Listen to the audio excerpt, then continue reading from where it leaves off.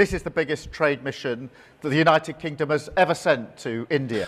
आप जान के हैरान होंगे और उतनी ही हैरानी होगी जितनी मुझे हो रही है। के साथ 125 लोगों का एक बहुत बड़ा डेलीगेशन है जिसमें ब्रिटिश मंत्रियों, यूनिवर्सिटी, उद्योग समूहों और प्रमुख कंपनियों के CEOs भी शामिल हैं। We begin tonight with what happens when your government is not working or not working properly. This is day 7 of the federal government shutdown. एक और कारोबारी नाम पाकिस्तान से रुखसत हुआ, एक और मोतबर, एक और रिनाउंड कॉरपोरेट इदारा पाकिस्तान से अपने ऑपरेशंस लपेटकर टाटा बाय बाय कर गया। डिस्कस करेंगे पाकिस्तान में पकड़ी जाने वाली 11 अरब डॉलर्स की चोरी। वो है कि पाकिस्तान से 12 मल्टीनेशनल कंपनीज निकल चुकी हैं, जा चुकी हैं छोड़ के, जिसके बाद अब IMF ने इंटरवीन किया है और हुकूमत से बाज पुर्स करने के बाद हुकूमत को कहा है कि आप हमें एग्जैक्ट फिगर बताएं। यानी पाकिस्तान में जो मल्टीनेशनल्स काम करती हैं उसमें एक बड़ी खबर ये आ रही है कि उसमें से बड़ी बड़ी मल्टीनेशनल्स जो हैं वो पाकिस्तान छोड़ के या वहां से अपना बिजनेस समेट के चली गई। आटे की बोरी की कीमत में 12% इजाफा एक संगीन माशरती मसला बन चुका है। मैं जा रहा हूँ। तो अब देखिए कि कहां से कहां हालात पहुंच गए हैं।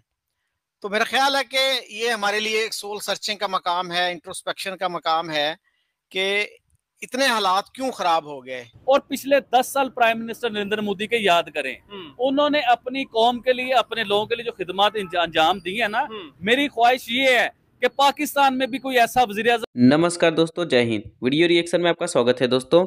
ब्रिटिश प्रधानमंत्री की स्टारमर 2 दिन के भारत दौरे पर आज सुबह मुंबई पहुंचे। प्राइम मिनिस्टर बनने के बाद यह उनका पहला भारत दौरा है। उनके साथ व्यापार, संस्कृति और दूसरे क्षेत्रों के 100 से अधिक लोगों का एक डेलीगेशन भी भारत आया हुआ है, जिसमें IT, ऑटोमोबाइल सहित कई क्षेत्रों के कारोबारी शामिल है। ब्रिटेन के प्रधानमंत्री की स्टारमर ने कहा कि भारत और ब्रिटेन के बीच व्यापार और सांस्कृतिक रिश्ते बढ़ाने के बड़े मौके हैं।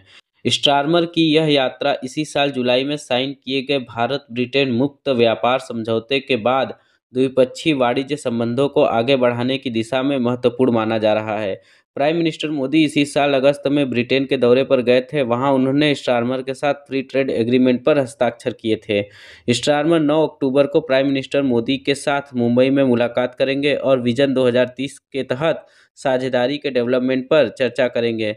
यह समझौते का मकसद आपसी व्यापार को 2030 तक दोगुना करके 120 अरब डॉलर तक पहुंचाना है। थैंक यू सो मच दोस्तों। और पिछले 10 साल प्राइम मिनिस्टर नरेंद्र मोदी के याद करें, उन्होंने अपनी कौम के लिए, अपने लोगों के लिए जो खिदमत अंजाम दी है ना, मेरी ख्वाहिश ये है कि पाकिस्तान में भी कोई ऐसा वज़ीर-ए-आज़म हो कि अपनी कौम के लिए खिदमत अंजाम दें। अब वो खिदमत क्या थी ये भी सुनिए। जो इंसान आम आदमी के साथ खड़ा हो, मैं उस आदमी की तारीफ करूंगा। जो इंसान आम आदमी के घर में आटा, राशन, रोटी प्रोवाइड करे, मैं उसकी तारीफ करूंगा।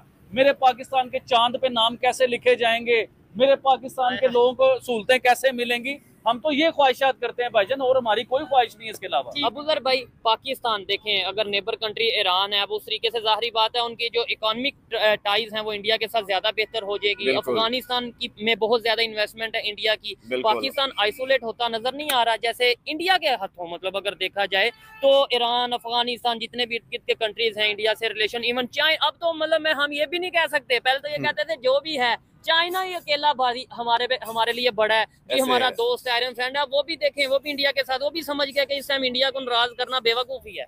सेकंड न्यूज जो है वो है कि पाकिस्तान से 12 मल्टीनेशनल कंपनीज निकल चुकी हैं, जा चुकी हैं छोड़ के। यानी पाकिस्तान में जो मल्टीनेशनल्स काम करती हैं उसमें एक बड़ी खबर ये आ रही है कि उसमें से बड़ी बड़ी मल्टीनेशनल्स जो हैं वो पाकिस्तान छोड़ के या वहाँ से अपना बिजनेस समेट के चली गई हैं। ये मैं नहीं कह रही, ये कहना है बहुत बड़े जर्नलिस्ट, पाकिस्तान के 2 सबसे बड़े जर्नलिस्ट जो कहे जाते हैं, यानी कि नजम सेठी और हामिद मीर। नजम सेठी साहब और हामिद मीर साहब ने प्रोग्राम्स किए हैं और उन प्रोग्राम्स के अंदर उन दोनों ने इस टॉपिक पर बात की है कि ये क्या वजह है कि पाकिस्तान से जो बड़ी से बड़ी नेशनल मल्टीनेशनल कंपनीज कुछ काम करती हैं वो भी अपना बोरिया बिस्तर समेट कर निकल गई हैं, चली गई हैं। अच्छा, अब मैं आपको बता देती हूँ, एक तो ये बात, फिर उसके ऊपर मैंने देखा कि खबर तो चले आप चला रहे हैं, उसके अंदर बहुत सारे फैक्टर्स हो सकते हैं कि वहाँ पर जो है क्या इकोनॉमी कैसे हालात है, लेकिन एक तरफ खबर ये चलती है कि जी जो है डिफ़ॉल्ट से बहुत दूर चले गए, इकोनॉमी बहुत अच्छी हो गई। साथ ही ये वाली खबरें भी चलती रहती हैं, तो फिर बिजनेसेस जो हैं क्यों वहाँ से बोरिया बिस्तर समेट के जा रहे हैं।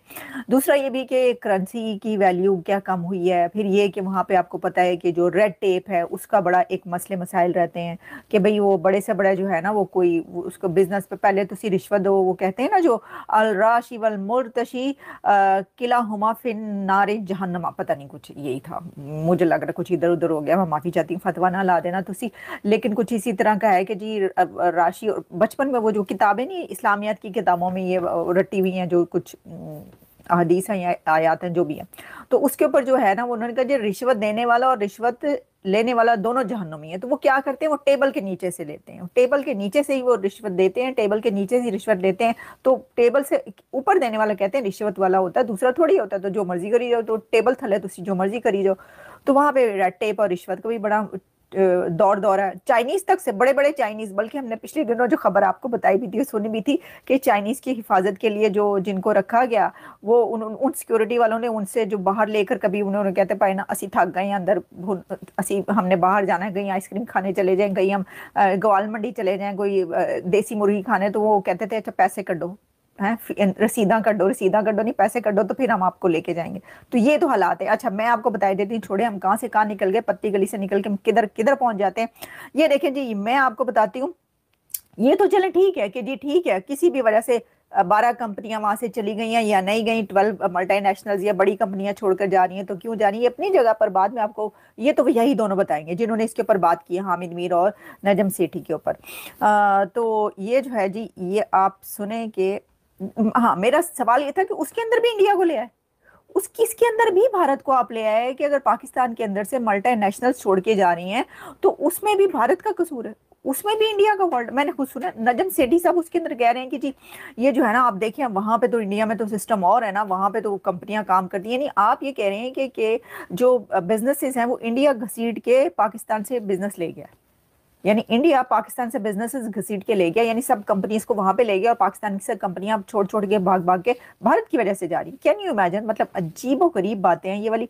वहां का बिजनेस और पाकिस्तान के बिजनेस का कोई कंपैरिजन ही नहीं है। तुसी चूंटी ते हाथी दा कंपैरिजन करोगे तो ऐ ते चंगी गल नहीं होगी पाए। अच्छा, ये जरा सुन लें, मैं कौन होती हूँ जी बोलने वाली इसके अंदर, मासूम से लोग हैं हम। ये सुने जरा, आप देखें जरा ये क्या हालात वाकयात चल रहे हैं, क्या कह रहे हैं वो, तो खुद ही बताएं कि क्या है ये। देखिए, जो अब दो इश्यूज हैं, एक ये कि ये क्यों जा रही हैं, दूसरा ये कि जो हमें कह रहे हैं जो लोग कि हम फॉरेन इन्वेस्टमेंट आएगी लेके आ रहे हैं। तो let's look at the latter first. Foreign investment लेके आएंगे कैसे? वन विंडो ऑपरेशन कर देंगे, एयरपोर्ट पे वीज़े दे देंगे, स्पेशल टैक्स रेट्स दे देंगे, ये बातें हो रही हैं।